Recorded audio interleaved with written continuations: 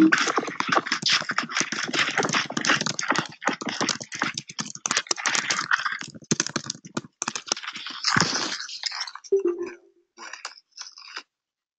are you? Some bait down. Really?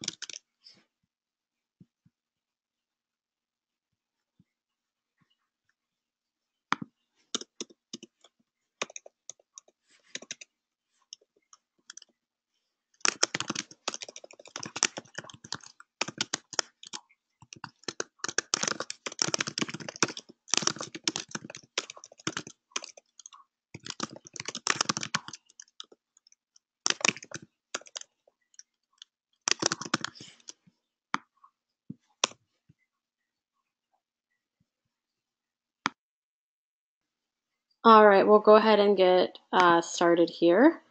Let me share my screen now. All right. Um, so this is a pretty straightforward wills and trusts essay. Um, there's really nothing that's difficult about it. Or I mean, there is, but this is just as a pretty standard one, I would say. And just so you guys know too, when people, generally speaking, people are surprised that I feel like most people tend to do fairly well on community property and wills and trusts essays. So it's a subject that I think people are scared of taking, or that are scared of a little bit on the bar, but really it is a pretty straightforward. The essays tend to be like this; they tend to be pretty straightforward and not super crazy. So that's a nice thing. It's also really elemental driven, or element driven, which is nice too. So it's really like if you know the rules, you can just apply them, and the rules are fairly. I don't know. I think they're somewhat intuitive. So all right, so let's go through it. So it says, zoo has petitioned the court to modify the trust to provide for the care of its animals generally.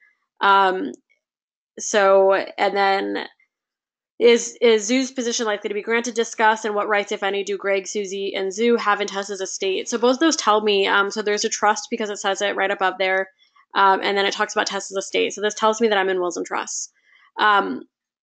So that tells me that I'm in wills and trusts. So I'm going to make my list A is just pretty simple on wills and trusts. So I look at formation, formation issues, look at revocation, what are the terms, and then who are the heirs, who will take under the terms of the will or the trust, who's going to benefit.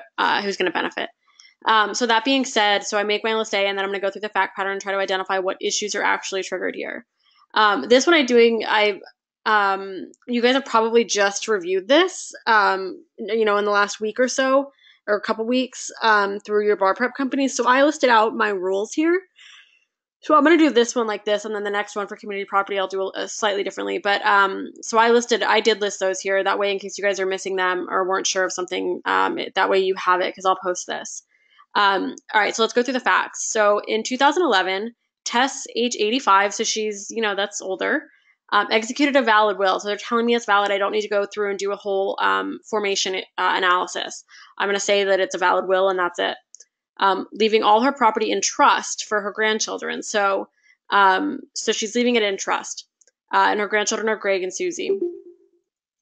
Income from the trust was to be distributed to the grandchild or grandchildren then living each year.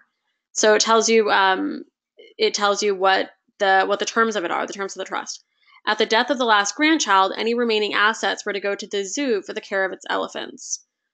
So it's giving you something, really specific. So the residue all goes to the zoo just to care for the elephants. In 2012, the court appointed Greg as conservator for Tess because of Tess's failing mental abilities. Greg is a conservator, and as a conservator, he can draft new wills, or draft a new trust. He can basically do what Tess could do. So that is probably the rule on here that most people don't really know offhand. But it's, if you generally know, because it's been like in the news, I think of like Britney Spears, then you would, you can kind of get this just from context. So in 2013, the court authorized Greg to make a new will for Tess. Greg made a new will for Tess, leaving Tess's entire estate to Susie and himself outright. So he does that, and he doesn't. Then the next line tells us that Greg, without consulting Tess, then signed the will in the presence of two disinterested witnesses who also signed the will. So it looks like what he's done is he's executed a second will that is also valid, except that he's had some undue influence on it. It looks like. So when he's doing it without consulting her, and then he's also leaving it to himself and Susie outright, rather than providing the income from the trust annually to him and Susie, that's obviously going to be a problem. All right. In 2014, Tess found a copy of the will drafted by Greg, and became furious. So it looks like she understands it. So even though it says above that she has failing mental abilities, it looks like she understands what Greg has done. She immediately called her lawyer, described her assets in detail, and instructed him to draft a new will, leaving her estate in trust to Susie alone and excluding Greg. Income from the trust was to be distributed to Susie each year. And at Susie's death, any remaining assets were to go to zoo for the care of its elephant. So again, it looks like Tess is absolutely aware of what Greg has done because she's intentionally omitted him. It looks like also even so this is going to whether or not she had capacity to enter into this will in to execute this will in 2014. Of sound mind. Yeah, exactly. It shows she's of sound mind. It shows that because she sees it, she becomes furious, she immediately calls her lawyer, she describes her assets in detail so she knows what she has, and instructs her attorney to draft a new will. And because she's furious, instructs the attorney to omit Greg. And then also reiterates her desire for her residue to go to the zoo for the care of its elephants. So the new will was properly executed and witnessed. All right, in 2015, Tess died, and that same year, Zoo's only remaining elephant died. So now you have an issue with, okay, well, what do you do if there's no elephants that are going to be cared for? So that the provision that provides for the remaining assets. So, all right, so then, so I've listed out my issues here. I listed out my issues here on the right. So is Zoo's petition likely to be granted? And I do still give will formation. I give the rule. And here I just put in blue, I said, there is a valid will.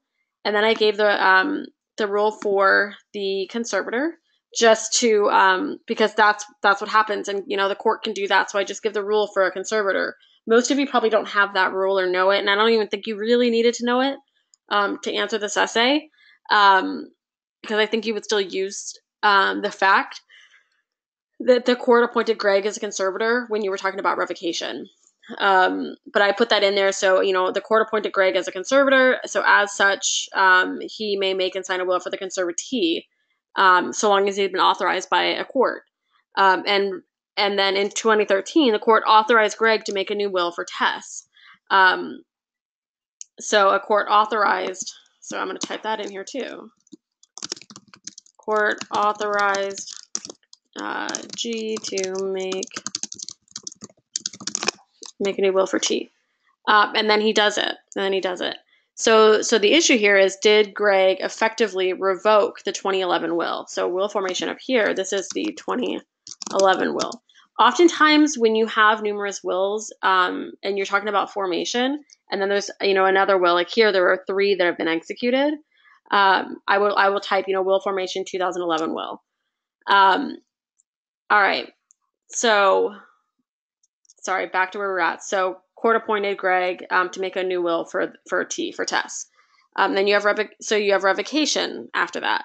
So revocation is, you're talking about, okay, well, what happens to this 2011 will? So it can be revoked by subsequent instrument, physical act, or by operation of law. So here, Greg drafted a new will, and if effective, it would revoke the 2011 will by inconsistency because it distributes all of Tess's estate to Susie and to himself. So there is a subsequent instrument, but is it valid? So is it a valid will? Or is it a, has a valid will been created? So Greg has capacity. He is court appointed.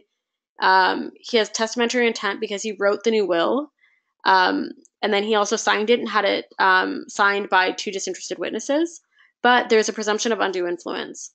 So if we look at it here, so the person who drafted or transcribed, so California presumes that a provision of an instrument making a donative transfer to any of the following persons was done under undue influence. So a person who drafted or transcribed the instrument, and that's exactly what Greg did here. Or you could say that he's a caretaker of the testator who's a dependent adult. It's not exactly, you could classify it that way, but he's not really a caretaker. He's just a conservator of her estate. Or a spouse, relative, cohabitant of the person who transcribed the instrument, or of a caretaker. So this definitely applies. Greg drafted the will, so I probably actually put this first. Oops. He drafted the will. And then he left it to himself and to Susie outright. So because of that, he's made that provision of the will be struck. So anything that he left to himself that would be struck. So his portion is then distributed through the residue. So that portion then would become becomes invalidated, and the part for Susie stays intact. But there's another revocation. So here, by subsequent instrument. So subsequent instrument, again, you have Tess executes a new will in 2014. So a valid will. So this is really where a lot of the, let's see, and then valid will here. This is the,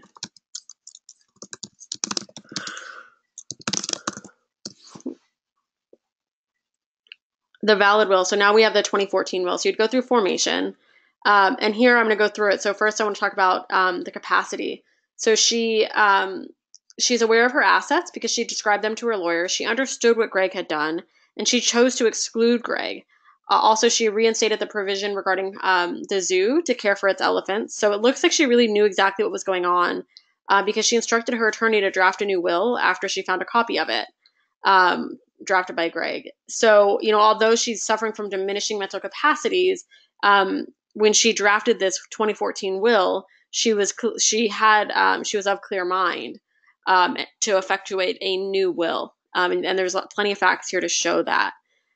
So she has capacity. It was also properly executed and witnessed.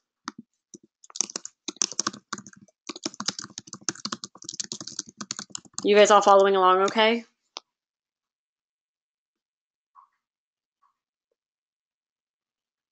All right, good.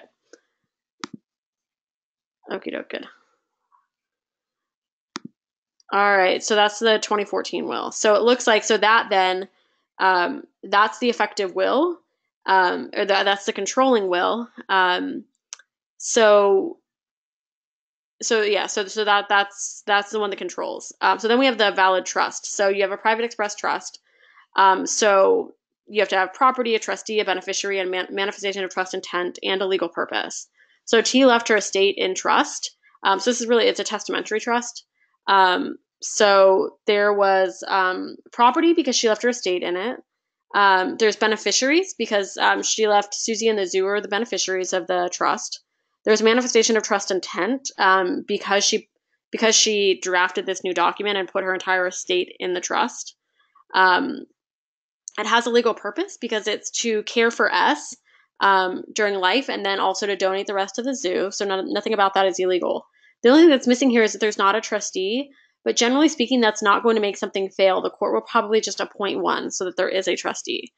So I wouldn't worry about that part. So if you see that where that is missing, then that's okay. You could also technically use a doctrine of substantial compliance, I think as well, but you don't need to here because when a trustee is missing, then the court would probably just appoint one. But you could discuss, although I don't here, you could discuss the doctrine of substantial compliance. All right, but the issue here, so Zoo is petitioned. So is Zoo's petition likely to be granted? So modification by the court. So the reason and just so you guys know, the reason that we go through all of this other stuff is because there's been a revocation. So you have the initial will that left the residue to the zoo, and that was subsequently revoked by Greg. And if that revocation was effective, then the zoo wouldn't have had any right.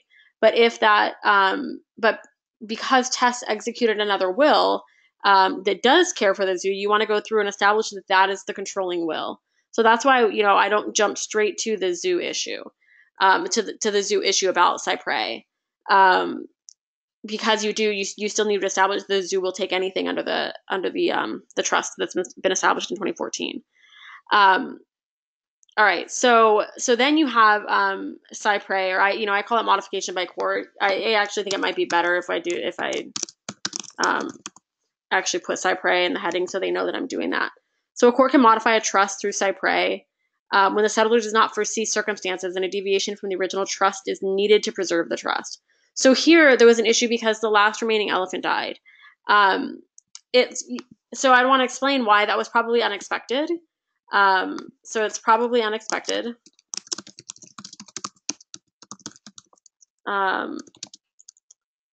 Deviation from the original trust terms is needed to preserve the trust. Now, one thing that I think is interesting about this one too is I actually think that the zoo is acting prematurely.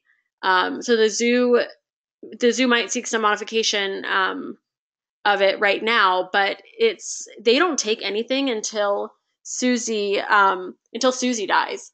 So I think it's a little bit premature.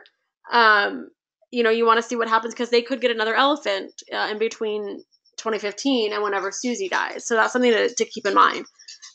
Which I don't think a lot of people miss that. So don't be worried if that's not something you saw. You'd want to just talk about cypre and why the court might do it or why might they not. So, but it was probably unexpected for the last elephant to die. And then you have to look at what the original trust, really what the settler wanted, what the original terms of the trust are, and carrying out the testator's intent. So here, Susie. So there's two things. So Susie, it looks like, really wants to help the elephants. Tess wants to help the elephants because she said precisely that twice.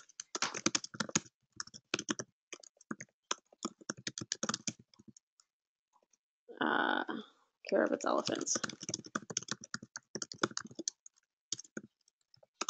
So twice. So I think that's important. But so that's one thing to keep in mind. So she might really want it to go to the elephants. But if Zoo doesn't get it, it might go to Greg. And S&T doesn't want it to go to Greg. So she doesn't want it to go to him. So I think that's, you can talk about that as well, because she intentionally omitted him.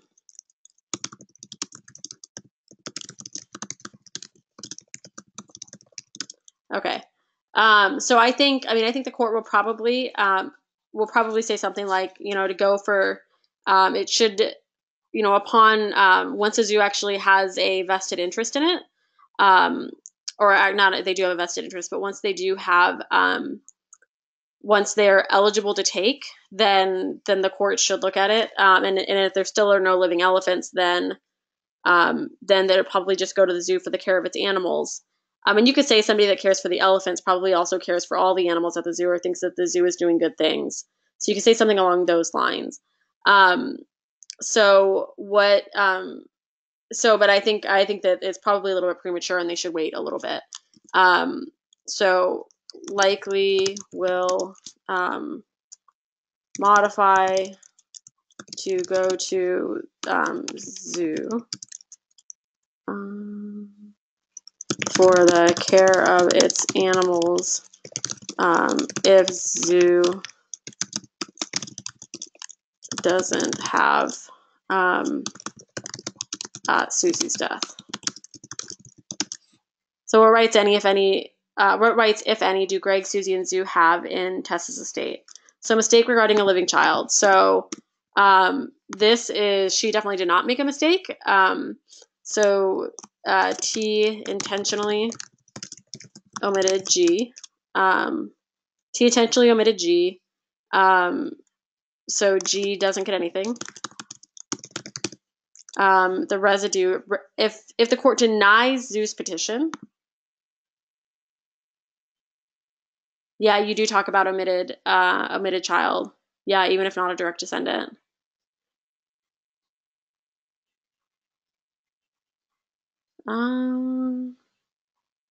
Because that's just a distribution order. Because it's transfer a grant. Because it also doesn't mention anybody in between. So those are really the only people you can discuss. You don't know if there's any other family. So if she, maybe she has grandkids, but she doesn't have children, or the children have passed. So that's why, and you just don't know that here. So you just go to the next, the first descendant in line, which would be Greg and Susie at the same level. Yeah. Okay, so she intentionally omitted Greg, so Greg would take nothing. Greg would take nothing via intestate. Well, Greg would take nothing as a mistake regarding a living child. Yeah, Martha. I think she's talking about like child. Is that right, Andrea? Because this is grandchild. Yeah. So what she said. Yeah. Okay. Cool. Yeah. Parent-child relationship. Because it is still direct technically, but it's just another level. All right. So but then you can talk about, okay, well, if the court were to deny the Zeus petition, rascal. Sorry. If the court were to deny the Zeus petition, then any remaining assets would be distributed by intestate succession, and Greg could take that way, which would go directly against T's intent. Yeah, so G could take if Zeus petition. Hang on one second. Let me just make sure for intestate distribution. Okay. Yeah. So, okay. So if they die without, then the first distribution is to first to issue in any generation. And so, Andrea, this kind of goes to your is first to issue. So you were talking about direct. You're talking about issue, and it's like these are just issue at another level.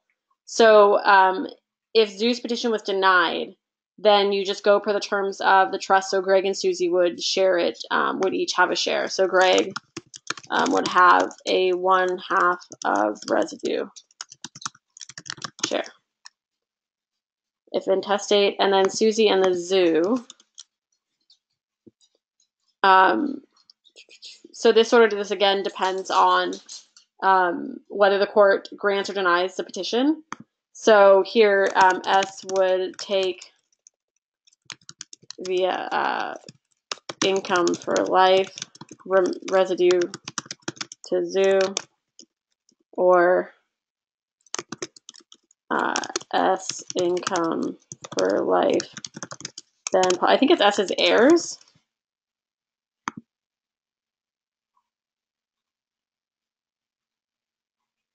Not necessarily, Andrea. So if the zoo, because if Susie had children, so you have to say if then residue, because if there were a residue, let me think. Because if there were a residue, it would go via intestate distribution, intestate succession. So I think that and you don't have to get that deep on this particular essay, but I don't think Greg gets all of it unless I think what you say is you have Greg and Susie, so part would go to any of Susie's heirs would get half, and then Greg would get the other half. Greg or his heirs, yeah. Then S's heirs, 1/2, yeah. G's heirs. All right. Any other questions about that one? Does it make sense? Yeah, so it's this is a question that comes up every time. So an omitted child. So that's like a mistake regarding a living child. It's the timing of when you execute. Yeah, they're not interchangeable. They're absolutely not interchangeable. So a mistake regarding a living child is at the time of execution of the instruments effective at the time of the death, the decedent failed to provide for a child solely because the child, because you thought the child was dead, or you were unaware that the child was alive. So you just didn't know about the existence of a child. Pretermitted is so think of that that term. So a pretermitted means that you executed your instruments before a child was born. So you weren't so you did it, you knew that they were born, but you just, like, if I execute a will right now and then have a kid in 5 years and I don't update my will, I'm not going to provide for that child. So a pretermitted, that has to be executed before. That has to be executed before the child is born, essentially. The mistake regarding a living child is you can execute your will at any time, and you just either think your child is deceased, or you're just unaware that you actually have a child.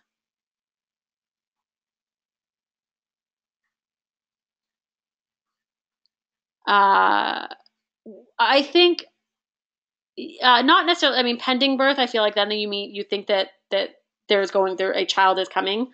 I would say like it's like the example I gave. It's like, all right, I executed a will, and then 5 years later had a kid, but I never update my will. So it's like pre-termitted, like so pre-birth basically. Pre-wrote, yeah, yeah.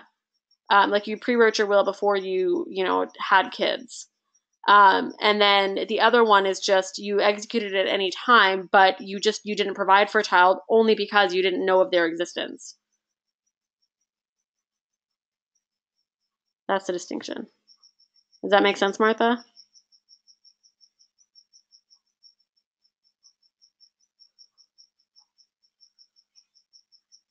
Okay. Um, so this is usually the scenario for kids out of marriage and omitted. Yeah, kid or so you're yeah, it's either out of marriage, that could be one, uh, or obviously, or you think your kid has died, that you think your child has died, but they're actually alive. Um, yeah, yeah, it's those. Because it's like you made a mistake. They're mistakenly omitted. So it's like, whereas the other one, like pretermitted, is like you know that you have a kid, but you just didn't update your will. Um, yeah, and Sarah, yes, what I'm basically saying is that there wasn't a mistake regarding the living child. So like she didn't do this it wasn't an accident. She did this very intentionally because she was furious with him.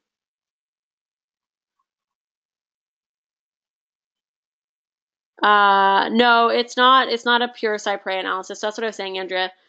So I go through like all the formation and revocation issues because I have to establish which is the effective will. So once I do that, then I can do Cypre. So you go through will one, is it valid? Will two is did will two effectively revoke will one, and then did will three revoke will two and will one, and it does. And so then you establish that will three is the effective will, and then you can discuss Cypre. All right, so I posted a second essay uh,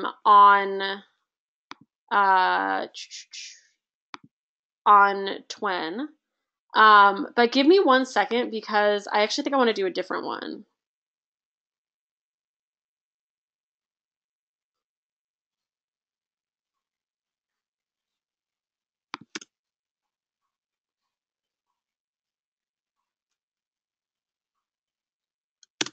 Give me 1 second.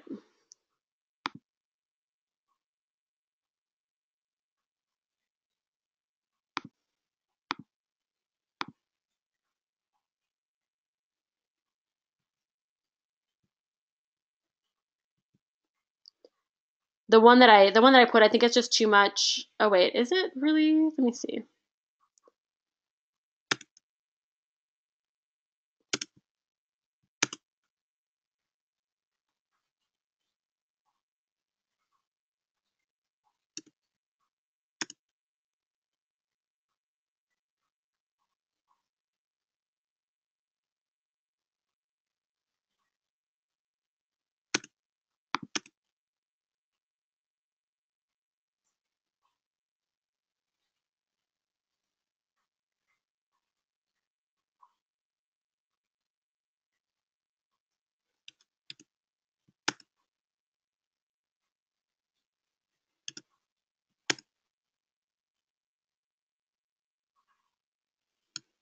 Hmm. I'm gonna post it. I'm gonna give you guys a different one if that's okay. Um,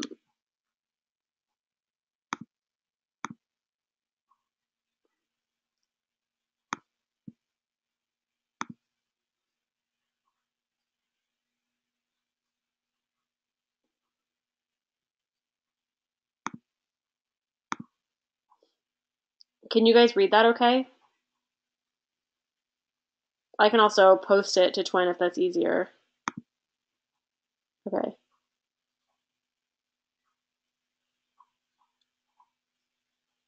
Oh, Luciana, yeah, I will.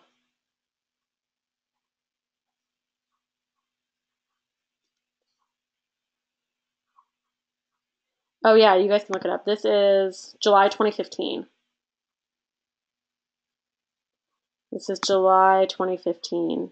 So it's posted on the CalBar website.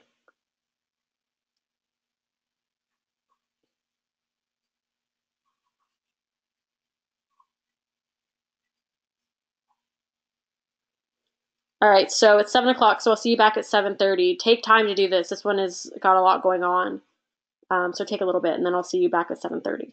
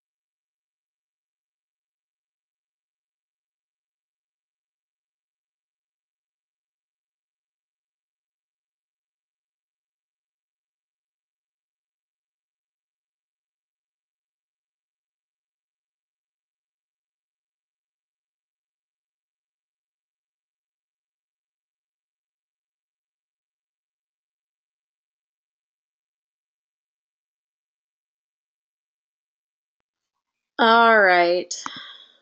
I'm sure you've had plenty of time. This one, though, has a little bit of math in it, so that tends to scare people, which is why I like to do it in part.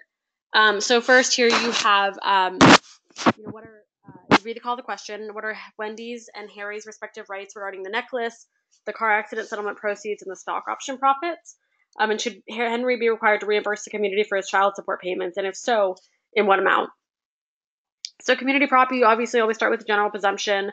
In terms of a list A, which I didn't write on here, but in terms of list A, I just generally think of CP, SP, community property versus separate property. So acquisition, has there been a transmutation? And then I just think of like all the general, like here, this question really does list the issues. So for three of the pieces, so the car accident settlement proceeds, the stock option profits, and child support. So I'm going to really look to see, okay, well, what's the characterization of them? And then and here in the necklace is I'm presuming a gift. So it's really a gift, car accident settlement proceeds, stock option profits, and then child support. So really those are our issues in this one. And in community property is nice because it generally does identify the issues for you. I mean, the things that you have to look for are, it's looking for what was the distribution, or how is it acquired, community property versus separate property? Has there been a transmutation? Has there been any sort of an agreement, a prenup, anything like that? So you're looking for those kind of general issues. Generally speaking, though, I start with the general presumption that California is a community property acquired during marriage by the labor by their spouse is community property unless otherwise agreed. And then I define community property, separate property. All right, and then the next thing I do is I identify the marital economic community. So I want to identify when it started and when it ended. So married in 2000. So in 2008, Henry and Wanda married in California. Neither had saved any money before marriage, so they're not bringing any assets to the marriage. At the time of the marriage, Henry had a monthly child support obligation of $1,000, which was deducted from his salary for a child from a prior relationship. So it looks like there might be a reimbursement issue there. In 2010, Wendy accepted a job at company. At that time, she was told that if she performed well, she would receive stock options in the near future. All right, so this brings up a couple of things. So getting stock options. So was that you got to look at like how the company is characterizing it. If it's doing it for a job well done, or if they're trying to do it to entice her to start the job. So we'll get into how you calculate that. In 2011, Henry inherited $100,000, so an inheritance is a separate property. He used $25,000 to buy a necklace, so there's the necklace, that he gave to Wendy as a holiday present. So he buys it and then he gives it to her, so that's a gift. And so generally speaking, if you use separate property to buy something as a gift, that's considered a gift, but unless it is a gift of insubstantial nature, so you're considered like a minimal gift. So $25,000 is a fairly substantial amount. I think, you could make an argument that it's not if you knew more about them. But that's probably going to be considered that exception doesn't apply. So he used the remaining $75,000 to buy a municipal bond that paid him $300 per month. So all of that is separate property. In 2012, Wendy was granted stock options by company, which would become exercisable in 2014, in part because she had been a very effective employee. So then that's going to go into our calculation of the stocks. So later in 2012, Wendy was injured in a car accident and made a claim against the person responsible. So a car accident that one of the spouses gets in is generally considered community property.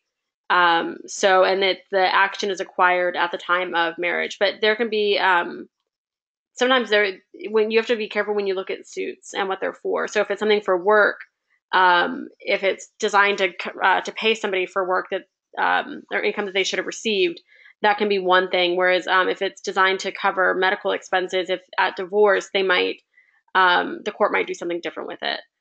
All right. In 2013, Henry and Wendy permanently separated, and Henry moved away. So there's a separation. And in 2014, Wendy settled her accident claim for $30,000. And then later in 2014, Wendy exercised her stock options and earned a profit of $80,000. So this is post-separation, but pre-divorce. So you're going to have to analyze that. And what does the court do then post-separation? And then in 2015, Wendy filed for dissolution. So looking at all of their actions here. So we're going to start with the general presumption. So they married in 2008, separated in 2013, but divorced in 2015. So marital economic community goes from 2008 to 2013. All right, so the necklace. So it was separate property because he'd used money from an inheritance, but has there been a transmutation? So generally speaking, for a transmutation, you have to adhere to the formalities. So here, you have to execute a writing expressly declaring a change in ownership is being made. So here, there was no writing by H declaring in ownership. So there was nothing declaring a change in ownership. And then obviously no consent. So there's no effective transmutation. Actually, I'll do that in red or green.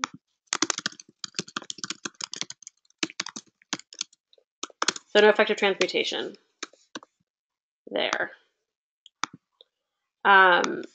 This is $25,000, which is, I think, a fair amount of money. Is not relatively insubstantial. And I think here they neither had saved any money before. So there's nothing that tells us that they came into it with like substantial assets. Like if you could make it, if there were facts to show that they were really wealthy, and it looks like there's not, because Henry has a child support obligation of $1,000, which is not a lot for child support. Like generally that's based on your income, and because that is somewhat low, I'm assuming that they don't have some massive that they're not making tons of money where $25,000 would be considered relatively insubstantial, which suggests H is not high income earner, so likely not relatively insubstantial. All right, and then we're going to look at the distribution at divorce of the necklace. So here it was community property, no transmutation. So this is, or actually no, this is separate property. At purchase, no transmutation. So it's H's separate property. All right. So then, does that make sense to everybody with respect to the necklace?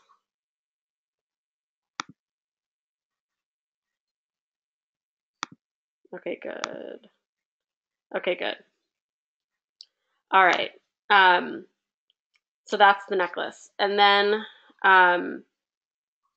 we'll look at the car accident settlement proceeds. So if a cause of actions arises against a third party tortfeasor during the marriage, any recovery is community property, and then the cause of action arises when the injury occurred.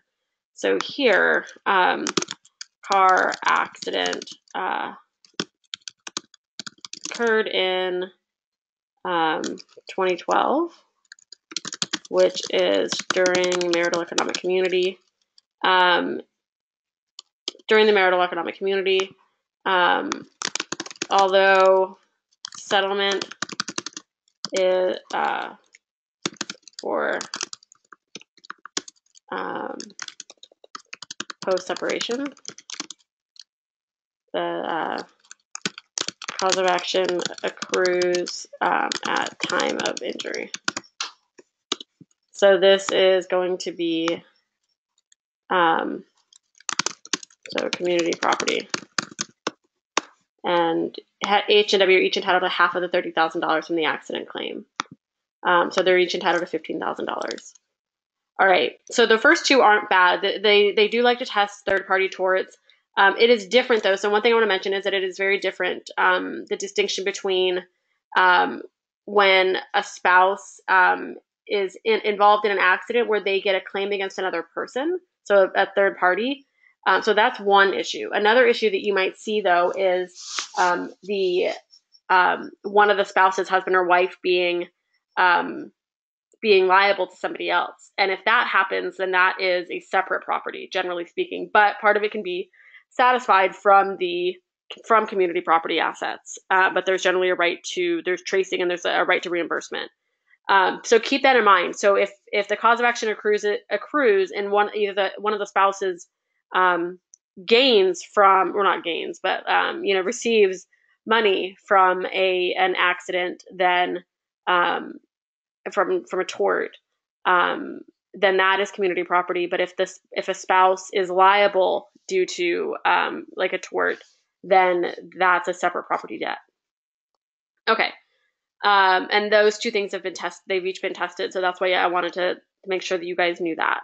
Okay. So, and then let's get into stock options. This is probably what I think this, or like Pereira Van Camp, or, Goodwill, calculating that stuff is what scares people the most.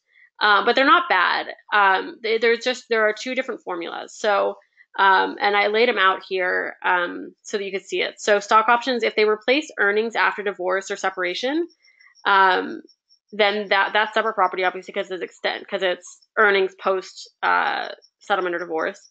But if they are compensation for earnings during the marriage, the community has an apportioned interest in the value of the stocks earned. So there are two different time formulas to evaluate when the stock options were earned. So Hug or Nelson. So Hug, they use Hug, the Hug formula, when it's designed to attract an employee to the job, and it rewards past service. So told at time of acceptance at company. So here we have in 2010, which is during the marital economic community, W accepted, or W was told that if she performed well, she would receive stock options in the near future. So I actually don't think that you could say that is intended to attract an employee to the job, because she had already accepted it. Had accepted, so not intended to attract. All right, but then you would still calculate it. The court could use it. So then you would do the date of hire minus the date of the marital, when did the marital economic community end? So this is why I like to calculate the marital economic community at the beginning, because then I know, I'll go back up to it, but it was 2008 to 2013. So here it's 3 years. Then the date of hire minus the date exercisable. So here it's 3 years over. So she's 2010, and then they're exercisable in 2014 over 4 years. And then times number of shares. And it doesn't tell us the number of shares, so you can't actually do the calculation. So they could do that, but I don't, and what you want to do here is you want to say when there are two options, you have to evaluate, and the important part of this essay for this piece of property is, what is the court more likely to apply? So you need to discuss both and then make a determination of what the court is more likely to apply. So you also have Nelson. So Nelson formula is used when, let's see. And it also, there's one other piece of this. It rewards past service. So here, it's for if she performed well, then she would get them, earn them. Here, Nelson formula is used when they're primarily intended as compensation for future performance as an incentive to stay with the company. So here, it's not, this really is designed as intended as compensation for past performance, because it's based on whether someone performs, so it's past tense, whether someone performs well, And it's not an incentive to stay because it's not given upon retirement. Not given upon retirement or contingent upon staying.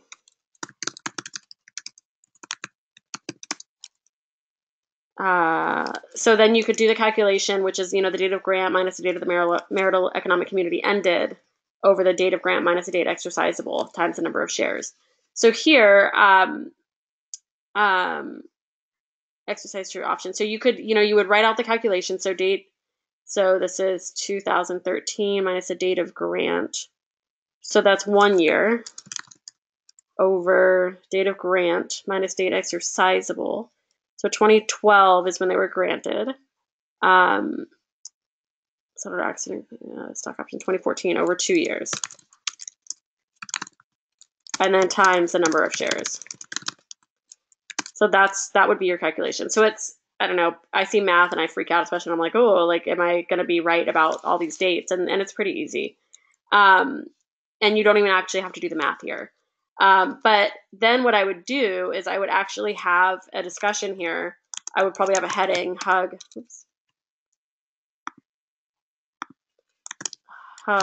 versus Nelson. And I would explain here that the court is likely to apply, court likely adopt Hug calculation because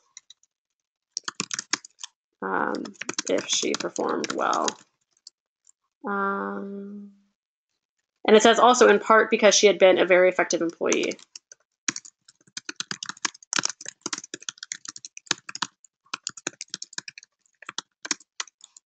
Okay, so I'm going to use those facts to explain why. Neither had saved. Okay. All right, so that's Hug versus Nelson. And then Henry's child support payments. So that is a prior debt incurred from, that is a prior debt. So that is something that's going to be Henry's separate property. So to protect it, though, a non-debtor spouse has to deposit earnings into a separate bank account. And they don't give us any facts on the bank accounts here. So like oftentimes when you see this, I've seen there's another fact pattern where the husband, they each have their own bank accounts, and then they also have a joint account, and the husband uses the community bank account to pay for improvements to his own separate property, but then pays his child support out of the community account. So you've got to watch out for that. So they will test that stuff, and they'll often tell you, okay, and you have to discuss, taking title in that person's name alone. And that can obviously be an issue. So make sure you are aware of those issues, bank accounts, what happens if you don't, and then you're commingling separate property and community property. But here you don't have any of those facts. So if a non-debtor spouse does not separate the earnings, the community state is liable for the debtor spouse's obligation, but the non-debtor can seek reimbursement. So here, H paid $1,000 from his salary. His salary is community property. So this the community is entitled to reimbursement.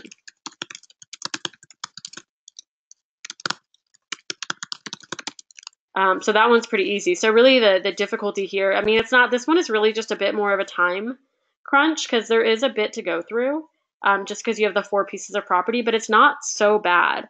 And then I just want to go back through and make sure that you've used every fact. So in 2008, Henry and Wendy married in California. So that's in the in 2008 in California, which is a community property state.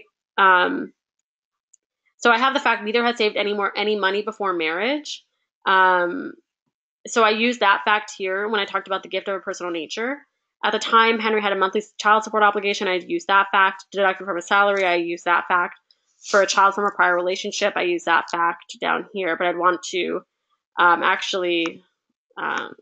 child from prior. I want to make sure that I actually write that fact in my analysis. So I'm going to put it down here.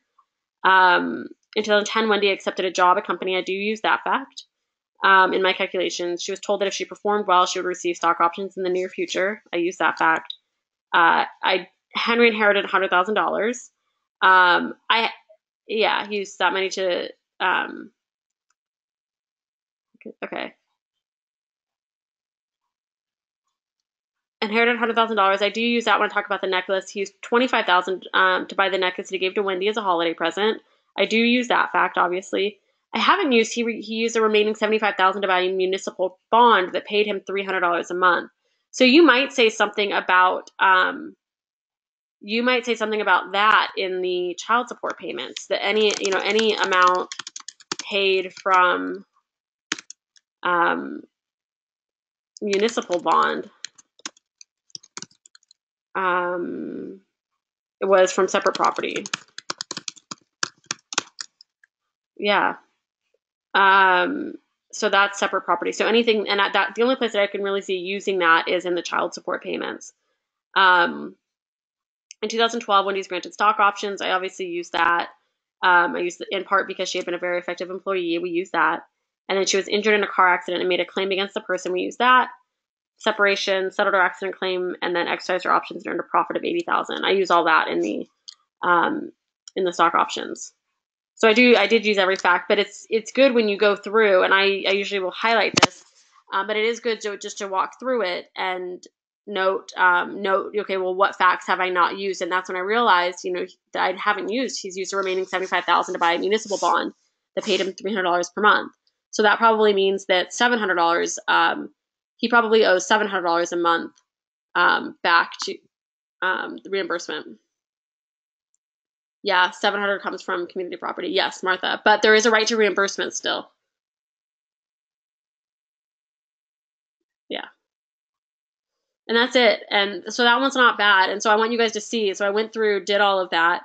And there's still 20, that only took 20 minutes to go through, even when I'm explaining it to you. So you could type out your outline and pre-write the entire thing in less than 20 minutes, definitely 15 here. So you could do that, and then you'd have 45 minutes to write through. You want to make sure you identify a couple of areas for counter argument. You would want to do that too. But here we've used every fact, so this one's pretty straightforward, even though you have to do some stock option stuff. All right, and that's it. Cool. All right, good luck, guys. This is our last workshop for the bar cycle. So just good luck. This last week is plenty of time. There's still a bunch of time to learn stuff, so it's good to hunker down. Yes, I will be posting the pre-writes. Yep. Yeah, no worries. All right, thanks, Andrea. Thanks, Sarah. Bye, Martha. Thanks, Erica. All right, and this is recording too, so I'll post this. I have to post last night's and tonight's, but the other ones are up.